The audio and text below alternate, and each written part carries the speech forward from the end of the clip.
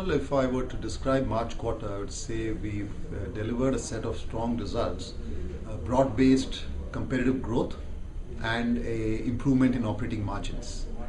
And pretty much similar is the story for our financial year. In March quarter, our top line growth was 13%, operating margins improved by about 60 basis points.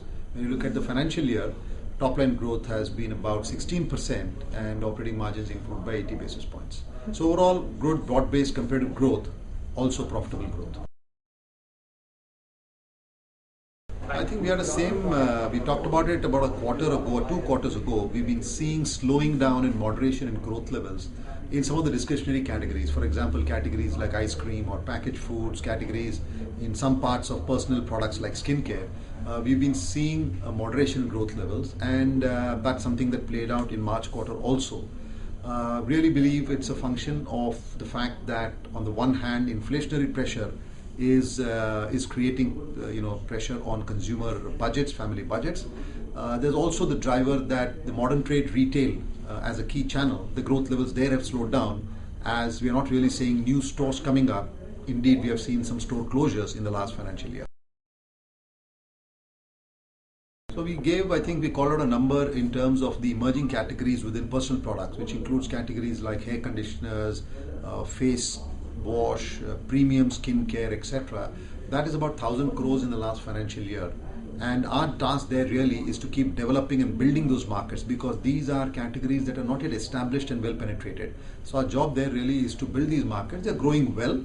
Clearly, this is a longer term play. This is not something that we want to see dramatic results in one quarter, but we want to keep building those categories and through that build the consumer franchise for our offerings. Our total advertising and promotion spend went up by about almost 150 crores if you take March quarter to March quarter. Almost 150 crores. MQ13 to MQ12, which is about 90 basis points.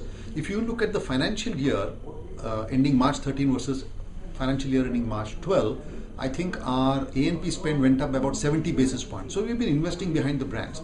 It is also true that in the last quarter we saw a situation where palm oil prices were trending downwards, and we've chosen to give that benefit of the lower palm oil cost to our consumers in soaps, and we've delivered that through giving them price promotions. So giving them some price offs, which is really passing on the benefit of palm oil cost reductions.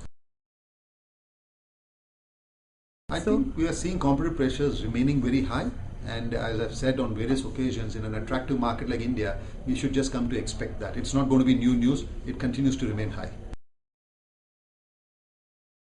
In the near term, we do see challenges of slowing market growth and inflationary pressures on consumer budgets. These will play out maybe more pronounced in market growths of discretionary categories continuing to be modest.